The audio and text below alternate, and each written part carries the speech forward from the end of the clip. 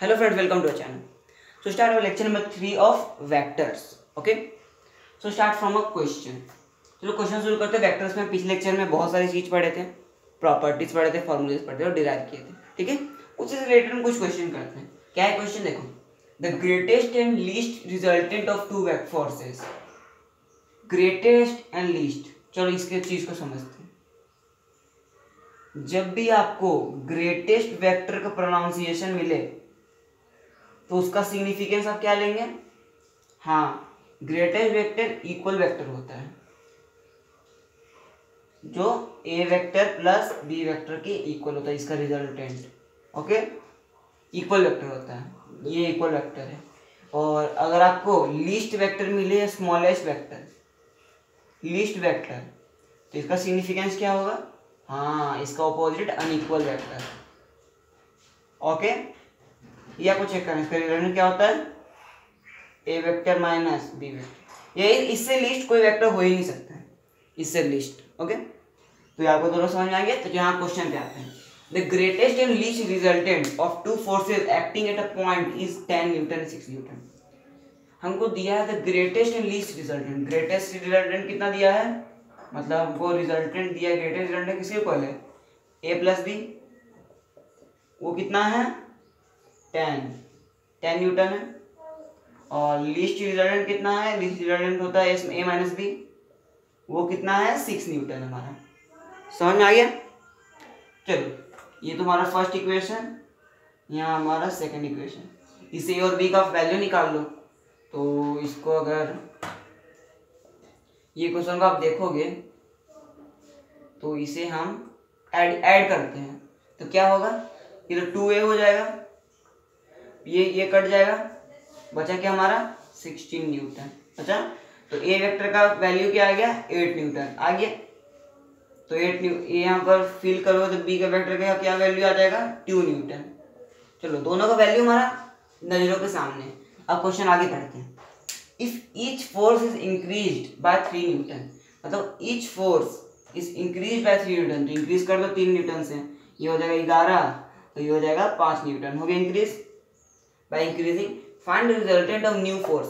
ये दोनों फोर्स का इंक्रीज करने के बाद रिजल्टेंट निकालना है. एंगल कितना दिया है 90 डिग्री. अरे यार, याद आया, कुछ तो याद आया होगा. Angle 19 degree. थर्ड केस लगा देते हैं, शॉर्ट ट्रिक. थर्ड केस का रिजल्टेंट क्या हुआ था 90 डिग्री जब था. तो हाँ, under root of A square plus B square होता है. ए कितना दिया है 11 न्यूटन का स्क्वायर 121, बी 5 का 25. इसको आप अगर सॉल्व करोगे ये आ जाएगा 146 आ रहा है कुछ लगता है. हाँ, 146 आ जाएगा. आ गया, इसको नोट करो.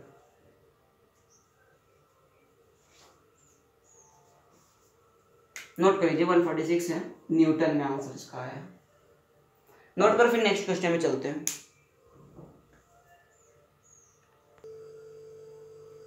चलो, दो क्वेश्चन है यहाँ पर, दोनों को रीड मारो अच्छा से, 1 मिनट टाइम लेके सॉल्व करो. तो मैं सॉल्व करता हूँ. चलो देखते क्या है. Two equal forces have their resultant equal to other. मतलब दो इक्वल फोर्स है. मान लो कौन कौन फोर्स है, ए वेक्टर कोई फोर्स है, बी वेक्टर कोई फोर्स, उसका रिजल्टेंट आर वेक्टर आएगा. ओके, टू इक्वल फोर्स है. इक्वल फोर्स है, मान लो एफ है, उसका रिजल्टेंट भी इक्वल आ रहा है. मतलब इससे ए वेक्टर और बी वेक्टर, ए वेक्टर का रिजल्टेंट एफ आया तो बी वेक्टर का भी सेम आ रहा है, तो तीनों का एफ एफ आ रहा है. ये तो पता चल गया मुझे. अब क्या बोलो, at what angle are they inclined. Question solve, इतना आसान है. R equal to under root of A square plus B square plus 2ab cos theta. Solve कर ले. इसको सॉल्व करने क्या आएगा 2f आएगा. क्या देख लो, f निकलेगा 2f स्क्वायर का आ जाएगा. सॉल्व करके देखो कितना आता है आंसर तुम्हारा.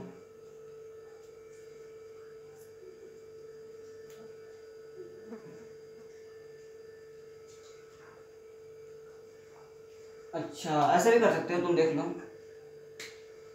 f हो जाएगा, इसको whole under root 2 plus 1 cos theta आ जाएगा. चेक कर लेगा तुम्हारा आंसर आ रहा है क्या?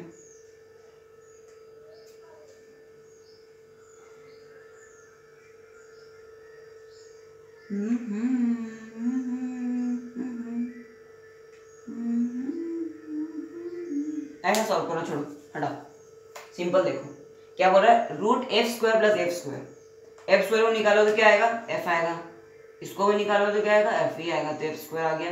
फिर अंडर रूट में क्या बचा, 2f स्क्वायर कॉस थीटा, ये बचा।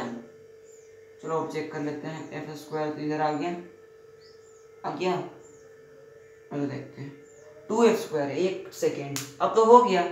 एफ स्क्वायर को ये ले लो होल में, तो एफ स्क्वायर में लोगे तो रूट आ जाएगा 2 कॉस थीटा आ जाएगा ना, नहीं ना आएगा, हाँ तो गया बस, एफ से कट जाएगा, एक एफ से एक कटेगा, तो यहाँ क्या आ गया, 0 आ गया। और इसको सॉल्व करके देखो कितना आपका आंसर आता है। कॉस थीटा की वैल्यू मुझे तो लगता है जैसे 120 डिग्री आएगा।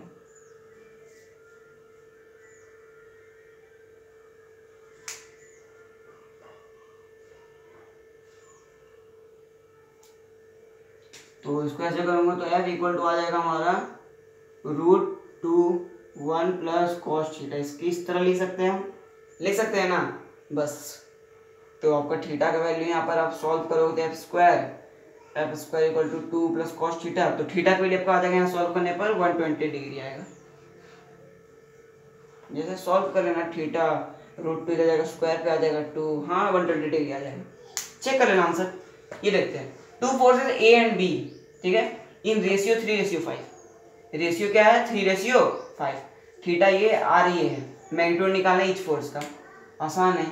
एक को क्या मान लो 3x, एक को मान लो 5x, सॉल्व कर लो, resultant 28 newton, under root of a square 9x square plus b square plus 2ab मतलब 30x, यही ना होगा, 5 से 15 2, हाँ 30x, 2ab cos 60 डिग्री, ये आ गया हमारा। सॉल्व करो इसको, फर्दर आप सॉल्व करोगे तो क्या आ जाएगा, 9 स्क्वायर और 25 क्या कितना हो जाएगा, अरे मैं दोस्तों ऐड करो डायरेक्ट, 34x स्क्वायर आ जाएगा, 34x स्क्वायर 30, cos 60 का वैल्यू क्या होता है 1/2, राइट, ये आ जाएगा 15x। आगे एक क्वाड्रेटिक बन रहा है, देख लो क्वाड्रेटिक बन जाएगा, x का 2 वैल्यू आएगा, मतलब 2 वैल्यू हमारा दिया ही वही है। 28 का स्क्वायर कितना होता है,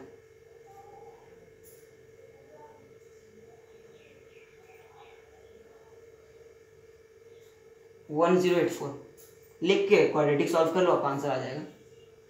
यहाँ पर 1084 आ जाएगा, 34x square plus 15x, quadratic solve करो, आपका आंसर आ जाएगा। चलिए नोट करो,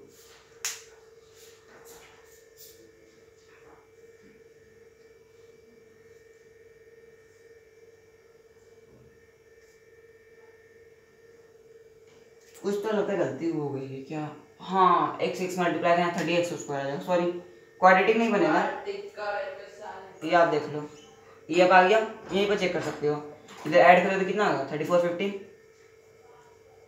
49 हो जाएगा, 49 का स्क्वायर 7x 4, नोट करो। चलो देखते हैं क्वेश्चन के साथ, ठीक है, इसको आपका 1 मिनट टाइम में सॉल्व करो जल्दी, फिर मैं सॉल्व करता हूँ।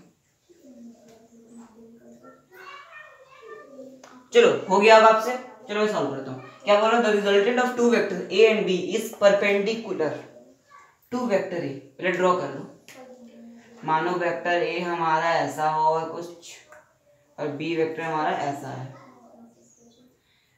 The resultant of 2 vector a and b, कहीं यहाँ पर होगा रिजल्टेंट, बीच में होगा, a and b perpendicular to vector a, मतलब रिजल्टेंट a वेक्टर का परपेंडिकुलर है, परपेंडिकुलर है तो इसको थोड़ा सा और अच्छा कर देते हैं, ऐसे होगा, परपेंडिकुलर है तो उसके परपेंडिकुलर हो गया, अब और पढ़ते हैं, and its magnitude is equal to half of the B. तो देखो रिजल्टेंट वेक्टर का मैग्नीट्यूड क्या है, बी वेक्टर का मैग्नीट्यूड का क्या है, हाफ से इक्वल, ठीक है, ये पहला ही क्वेश्चन हमारा। ये पहला चीज पता चला। और दूसरा चीज हमको क्या पता चल रहा है, थीटा कहीं यहाँ पर होगा ना, तो B cos theta equal to R है, ये तो पता चल रहा है हमको, आर बराबर बी कॉस थीटा। ये हमारा हो गया सेकंड इक्वेशन,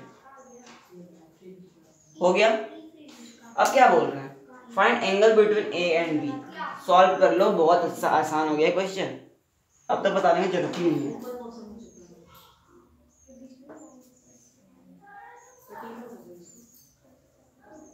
बन गया। अरे आर तो दोनों इक्वल है, दोनों की इक्वल कर लो, b/2 equal to B cos theta. अरे बी से बी कट गया, 1 आ गया, कॉस थीटा की वैल्यू 1/2 आया। कॉस थीटा 1/2 कब होता है, थीटा इक्वल टू 60 डिग्री पर। थीटा आया है, क्या बोल रहा है, angle between A and B. ये थीटा तो angle between R and B है, आर एंड बी ना हम सिग्निफिकेंस मारे हैं। ये तो अपना सोच से माने कि थीटा है कहीं होगा, और ये इस ए और बी के बीच के एंगल क्या होगा, तो यहाँ से यहाँ का एंगल 90 डिग्री होगा। ये दोनों को ऐड कर देंगे तो ए से बी का एंगल निकल जाएगा, तो एंगल कितना हो जाएगा, 90 डिग्री प्लस 60 डिग्री, कितना हो गया, 150 डिग्री। ये हमारा आंसर है, ये नहीं।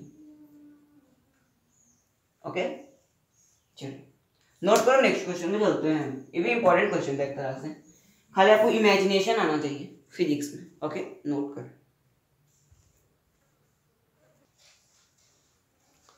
चलो अब क्या पढ़ने वाले हैं हम, यूनिट वेक्टर्स। ठीक है, तो देखते हैं यूनिट वेक्टर्स क्या होता है। यूनिट वेक्टर्स आपको समझ में आ रहा होगा, यूनिट मतलब 1। यूनिट का सिग्निफिकेंस क्या है, 1 से, तो 1 का कुछ वैल्यू देख लेते हैं क्या होता है। चलो देखते हैं यूनिट वेक्टर का साइन क्या होता है, पहले देख लो। Sine of unit vector, unit vector हम किससे डिनोट करते हैं, इस कैप से। इसको क्या बोलते हैं, कैप बोलते हैं। कैप से हम डिनोट करते हैं यूनिट वेक्टर को। चलिए देखते हैं, जैसे ए यूनिट मतलब ए कैप, ए का यूनिट वेक्टर इसको ऐसे डिनोट करेंगे, ठीक है। बी का यूनिट वेक्टर ये, सी का ये, डी का ये, ऐसे यूनिट वेक्टर को हम डिनोट करते हैं, मतलब उसके सिर पर कैप पहना देते हैं। ओके, तो ए का यूनिट वेक्टर किसके इक्वल होगा, ए का वेक्टर और ए के मैग्नीट्यूड के डिवाइड करने पर यूनिट वेक्टर आता है। ठीक है, ये तो नोट कर लेना, इंपॉर्टेंट है। और इससे एक और चीज को पता चला कि एक वेक्टर को हम कैसे लिख सकते हैं। वेक्टर में क्या क्या चीज होता है, मैग्नीट्यूड एंड डायरेक्शन। तो वेक्टर में क्या हुआ था, मैग्नीट्यूड एंड डायरेक्शन। तो vector is equal to magnitude into यहां जाकर डायरेक्शन। डायरेक्शन क्या होता है हमारा, ए कैप। मतलब यहां से पता चला कि यूनिट वेक्टर को हम क्या सिग्निफिकेंस लेते हैं, डायरेक्शन की बेसिस, मतलब डायरेक्शन जानने के लिए हम यूनिट वेक्टर का यूज करते हैं, पता चला। और 1 का मतलब क्या है, यूनिट वेक्टर का मैग्नीट्यूड क्या होता है, यूनिट वेक्टर का जो मैग्नीट्यूड होता है वही 1 होता है, इसीलिए इसका नाम यूनिट वेक्टर पड़ा। ओके, और यूनिट वेक्टर का 1 मैग्नीट्यूड होता है, लेकिन इसका यूज क्या आता है, डायरेक्शन निकालने में। ठीक है, तो ये नोट कीजिए। चलिए यहाँ चलते हैं। यूनिट वेक्टर 3 तरह के होते हैं मेनली, पहले देख लो यहाँ पर, ये एक्स एक्सिस, वाई एक्सिस और जेड एक्सिस। पीछे मतलब क्या, ये पीछे असल में नहीं है, आपको लग रहा होगा पीछे, एक्स वाई की जेड के पीछे, ये पीछे नहीं है, ये क्या है, ऊपर। मतलब जैसे देखो, ये एक्स एक्सिस है, ये वाई एक्सिस है, और जेड एक्सिस ऐसे निकला हुआ है, ये ऐसे है।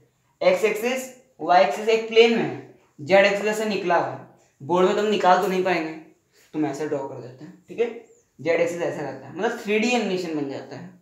ओके, तो देखते हैं, ये हो गया एक्स वाई जेड एक्सिस। तो एक्स एक्सिस में जो यूनिट वेक्टर रहता है, एक्स एक्सिस को किस डायरेक्शन से यूनिट मतलब डिनोट करते हैं, आई कैप से। अगर हम बोलेंगे कि कोई बॉय, एक लड़का है, वो क्या जा रहा है, एक्स एक्सिस में 3 मीटर पर सेकंड से जा रहा है, तो किस डायरेक्शन में जा रहा है, इसको डायरेक्शन डिनोट करने क्या बोलेंगे, 3 आई कैप से जा रहा है। ओके, 3 मीटर पर सेकंड से मतलब एक्स एक्सिस में जा रहा है, मतलब वो 3 आई कैप से जा रहा है। 3 आई कैप, ये वेक्टर को डिनोट कर दिया, मैग्नीट्यूड इनटू डायरेक्शन। याद आया, वेक्टर इक्वल टू मैग्नीट्यूड और डायरेक्शन दोनों रहता है। तो मैग्नीट्यूड तो 3 है और डायरेक्शन क्या है, आई कैप में है। ठीक है, ये पता चल गया हमको इससे। और जो वाई एक्सिस में डायरेक्शन होता है उसको हम क्या बोलते हैं, जे कैप। क्या बोलते हैं, हाँ जे कैप। और जो हमारा जेड एक्सिस में रहता है ऐसे खड़ा, उसको क्या बोलते हैं, के कैप हमारा, आई जे के। तो समझ में आ गया, इसे नोट करो। फिर हम चलते हैं कुछ क्वेश्चंस करते हैं कि आई जे के का मीनिंग क्या होता है। ठीक है, चलो नोट करो। चलो देखते हैं यहाँ पर कुछ, मतलब क्वेश्चन ही बोलो, मतलब ये एग्जाम्पल बोल सकते हैं। देखो क्या है, 4 unit in X axis and 5 in Y axis. पहले ये छोड़ो, ये समझो, 5 यूनिट इन वाई एक्सिस, इसको हम डायरेक्शन को कैसे बता सकते हैं, 5 यूनिट इन वाई एक्सिस। तो इसका वेक्टर ऐसे लिख सकते हैं, 5 unit in Y axis, Y axis का unit vector J cap, 5 J cap. और इसका देखते हैं 4 unit in X axis, 4 unit X axis को कैसे लिखेंगे, 4 आई कैप, और 5 इन वाई एक्सिस तो 5 जे कैप। ठीक है, तो ये दोनों को मिक्सअप करके हम कैसे लिख सकते हैं, 4 आई कैप प्लस 5 जे कैप। कैसे, देखो आप इसमें देख सकते हो, 4 एक्स एक्सिस में है, यहाँ 4 यूनिट एक्स एक्सिस में, 5 यूनिट वाई एक्सिस में। इसका पॉइंट कहाँ रहेगा, पोजीशन यहाँ पर कहीं, इसी को हमको यूनिट वेक्टर में डिनोट करना है। तो ये 4 इंटू 5 होगा, 4,5 होगा, तो 4 आई कैप में, 5 जे कैप में, ये। ठीक है, ये तो समझ में आ गया हमको कैसे हम डिनोट करते हैं, यूज हमारा क्या है यूनिट वेक्टर, ये तो हमको समझ में आ गया। अब चलो चलते हैं हम कंपोनेंट्स ऑफ वेक्टर्स की तरफ। कंपोनेंट्स ऑफ वेक्टर होता क्या है, कंपोनेंट मैं निकाला को सिखाया हूँ, लेकिन वेक्टर के यूज में मैं नहीं सिखाया हूँ, लेकिन कि रेज मारते हैं, वर्टिकल रेज, हॉरिजॉन्टल रेज पढ़ाया था। चलो अब देखते हैं कंपोनेंट्स ऑफ वेक्टर्स। एक ट्रायंगल पहले बना लेते हैं, ये मानो आर वेक्टर है, ये थीटा, ये हमारा आर एक्स वेक्टर है एक्स एक्सिस के अलॉन्ग, ये हमारा आर वाई वेक्टर है वाई एक्सिस के अलॉन्ग, डिनोट कर सकते हैं। चलो हम देखते हैं आर वेक्टर किसकी इक्वल है, बता दो मुझे। हाँ, R X I cap plus R Y J cap की इक्वल है। बहुत शानदार, बहुत खूब। अब देखते हैं आर एक्स इसके इक्वल है यार, R X R X R X, सोच के बता मुझे किसके इक्वल हो सकता है। सिंपल है, R X R cos theta के इक्वल होगा, कर देख लो। और आर वाई, हाँ आर साइन थीटा के इक्वल होगा। समझ आया, इस दोनों वैल्यू को यहां पुट कर लो, R cos theta I cap plus R sine theta J cap. R vector को भी इस तरह से लिख सकते हैं और इस तरह से लिख सकते हैं। समझ में आया। और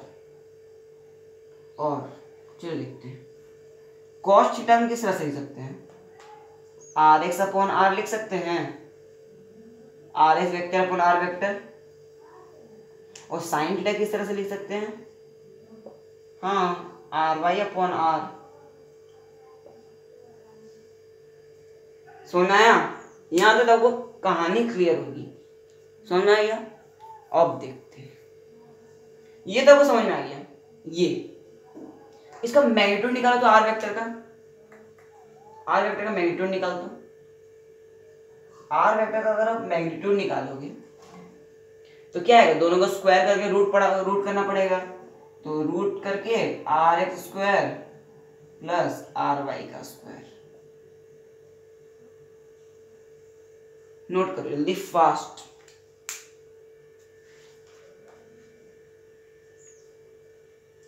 समझ आ गया यहाँ पर, यहां तक क्लियर है। चलो अब समझते हैं हम कंपोनेंट्स वेक्टर को, समझ में कंपोनेंट कैसे निकालना है वेक्टर के यूजिंग में। ओके चलो अब देखते हैं कुछ काइनेमेटिक्स में आपको यूज है, एक बताता हूं मैं इंक्लाइन प्लेन के क्वेश्चन सॉल्व करने में। इंक्लाइन प्लेन, ये तो आपको पता होगा कि जब कि ये देख लो, ये हमारा अर्थ है, हम यहाँ कहीं रहते हैं, कहीं भी रहते हो, ऑस्ट्रेलिया इंग्लैंड कहीं बोलो यार, तो हमारा जो एक्सेलरेशन कुछ तो हमारा अर्थ एक्सेट करता है ना, ग्रेविटेशनल फोर्स, हमको अर्थ ग्रेविटेशनल फोर्स से खींचता है, तभी ना हम अर्थ में खड़ा है।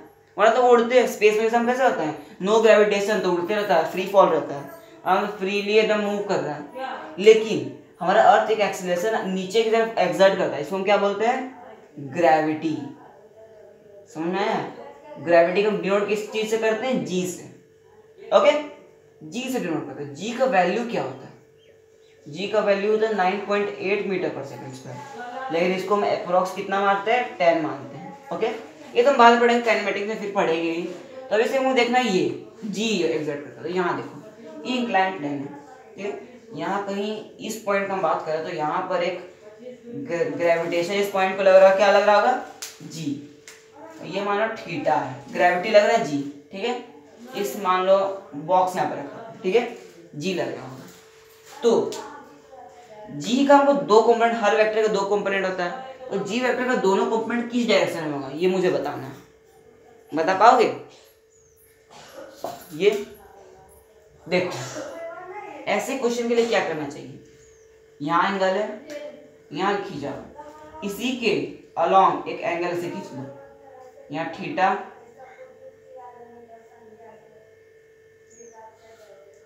तो ये क्या हो जाएगा? जी कॉस थीटा,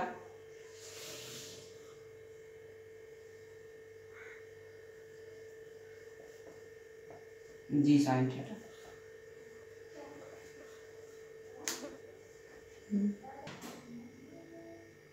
चलो, यहां समझ में आ गया?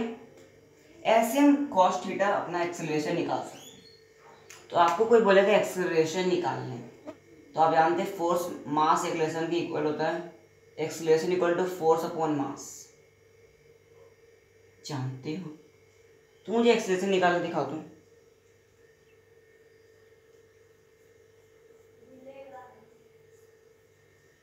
इस बॉडी पे किस तरफ एक्सेलरेशन लग रहा है? नीचे साइड लग रहा है कि इस साइड लग रहा है?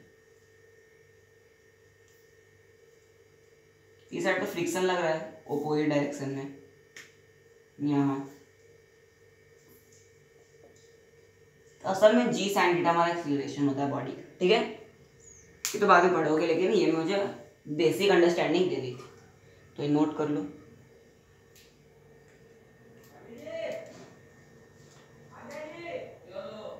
समझ में आ गया? आ गया? चलो, टेन थीटा किसकी इक्वल ले सकते हैं हम? आर वाई अपॉन आर ले सकते हैं, ठीक है, R Y upon R X. ये आप नोट कर रहे हैं, मैं उस समय लिखाना भूल गया था, क्योंकि मैं बताया था कि ये बार एक्स ही होता है, ये आर वाई होता है हमारा, ये आर एक्स होता है, ये आर होता है। Tan theta P by B, P by B, ठीक है, ये हो गया, ठीक है। चलो, तो आज के लिए इतना ही। All the best.